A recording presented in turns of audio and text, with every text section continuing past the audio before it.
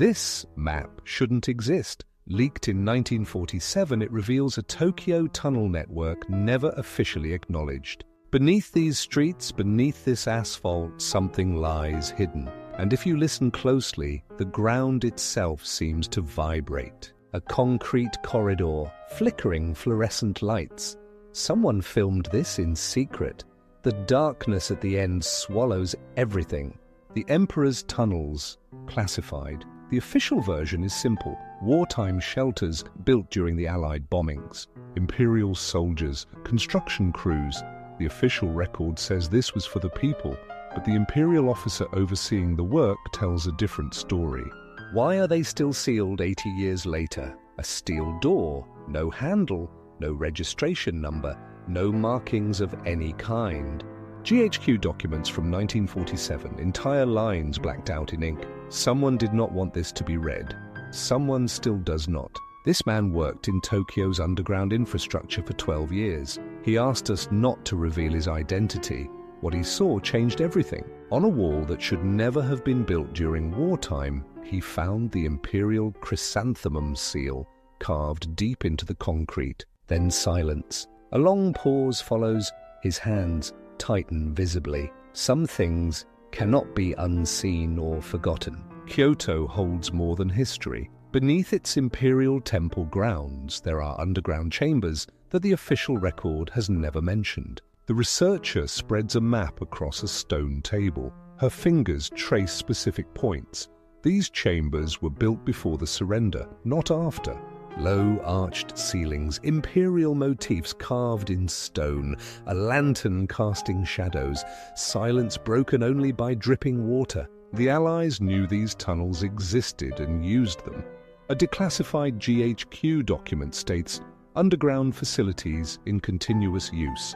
The researcher looks up from the documents. Her eyes meet the camera for just a moment. The weight of what she has found is visible on her face. Sealed boxes with imperial stamps, shelves filled with unopened records gathering dust in cold light. Decisions made here never reached history books. This buried room was the real seat of power. Maps on walls, colored pins, strings connecting impossible points, GPS coordinates blinking over locations that officially don't exist.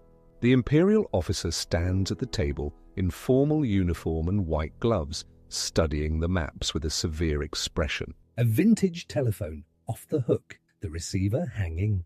Silence. The last call was never recorded. No one knows who made it. Osaka has its secret. Wide concrete passages, rusted metal walkways, and massive industrial pipes. These corridors connect military installations with active civilian buildings. A metro station, a government office, a hospital, all linked underground.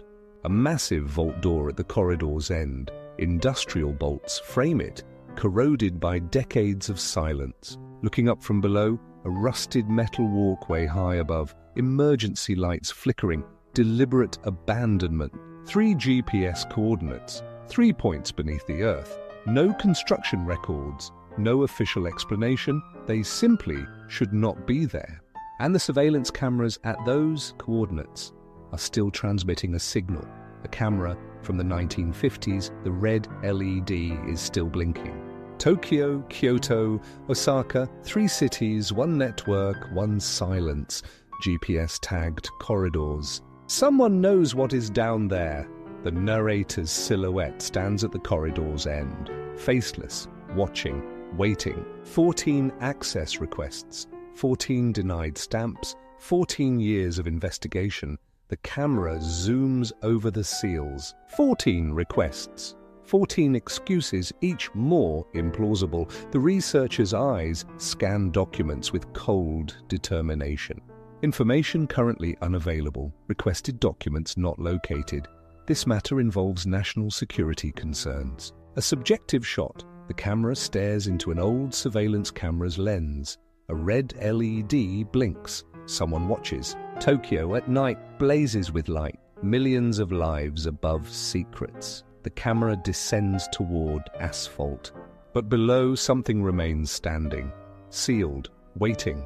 A single fluorescent light flickers at the far end of the corridor. No one with power wants us to find it. No handle, no record, no explanation for what lies beneath. The narrator's silhouette gradually fades into complete darkness. A heavy steel door closes with finality. Black screen. In 1947, an infrastructure engineer signed a confidentiality agreement. He did not know that what he was about to see would change his understanding of history. Beneath these streets, beneath these buildings, beneath these lives, there is something the government has never fully explained. This map shows an unofficial network of tunnels that branch extensively beneath the entire city underground. Some of these tunnels are over 80 years old and they remain intact. The camera advances through the corridor. The end is nowhere in sight. The official history says the tunnels were built as civilian shelters during Allied bombings. Reasonable, except for one detail. A camera moves slowly through a dimly lit wartime shelter corridor lined with evacuation signs everywhere, capturing the tense atmosphere. The shelters were designed for 2,000 people, but the tunnels extend over 40 kilometers. That is not a shelter. That is something else. The researcher's finger traces the map. The tunnels connect to 3 specific points.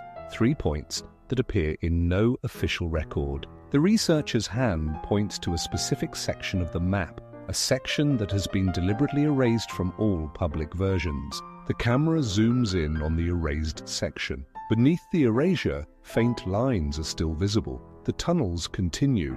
They go deeper. The researcher's eyes scan the document. His expression changes. He has found something that was not supposed to be found. The camera zooms in on a specific line in the document, a line that reads, Level 4, Access Restricted, Authorization Required, Emperor. Level 4, the camera descends through a dark shaft. The walls are reinforced concrete. The depth is unknown. The researcher's hand reaches for a sealed door. The camera zooms in on the lock, a lock that has not been opened in decades. The camera pans across a vast underground chamber, empty, silent. The walls are covered in faded Japanese script. The researcher whispers the script with urgency. This mysterious place must never be found or opened by anyone. The camera pans across the chamber. At the far end, a sealed container with imperial markings has been found. The researcher approaches the container. His hands are trembling. The camera zooms in on the imperial seal, intact, unbroken, waiting. What is inside the container? The camera holds on the imperial seal. The question hangs in the air, unanswered, perhaps unanswerable. The researcher steps back slowly, realizing he cannot open it here. Not now, not today. The camera pulls back slowly, revealing less.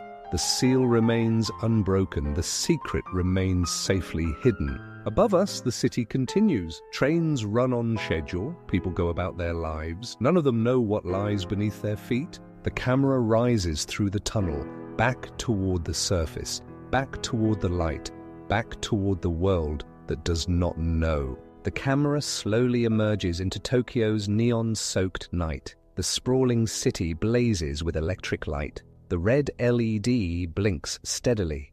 This signal comes from one of the 3 points. The camera is over 70 years old. It is still transmitting. Someone is maintaining it. I requested access to all 3 locations. All 3 requests were denied within 24 hours. That is not normal. That is a prepared response. 14 access requests. 14 denials. 14 years of investigation. The envelopes stamped denied pile up one by one on the table.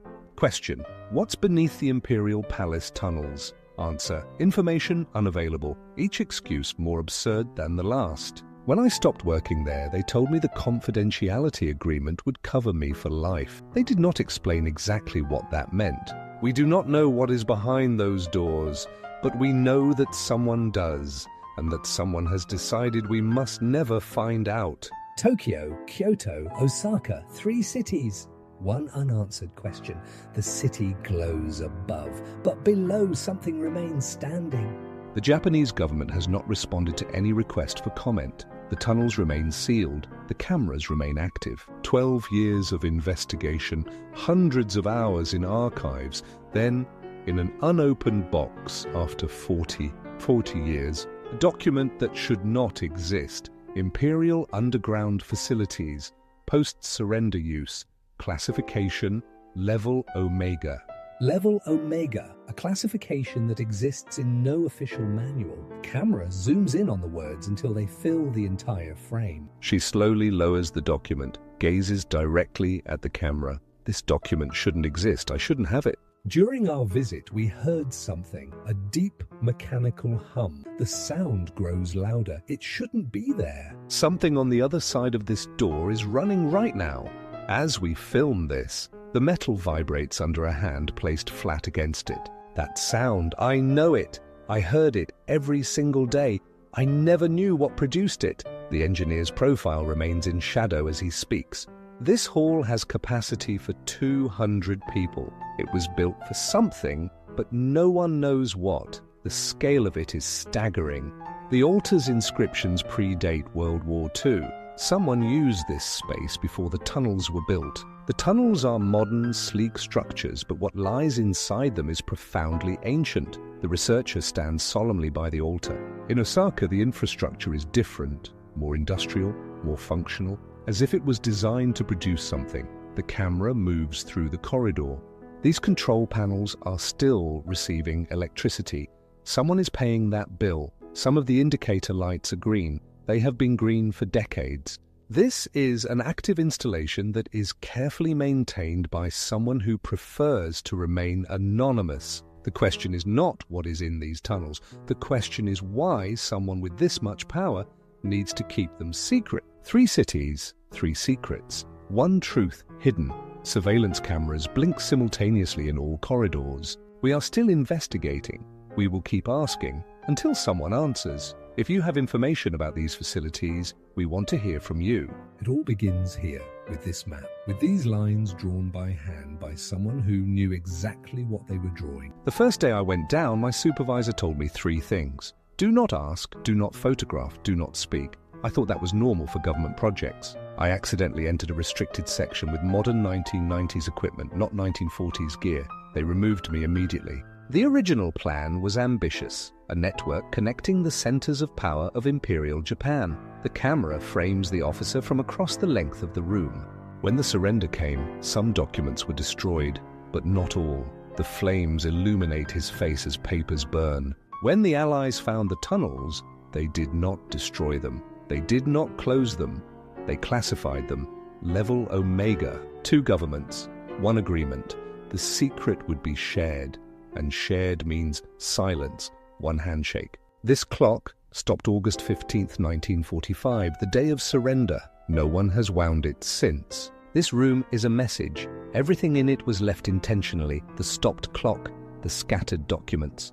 It is a crime scene no one has investigated. What is behind the sealed doors? Who pays the electricity bill? What produces the hum? The Japanese government has not answered these questions. These corridors extend for kilometers.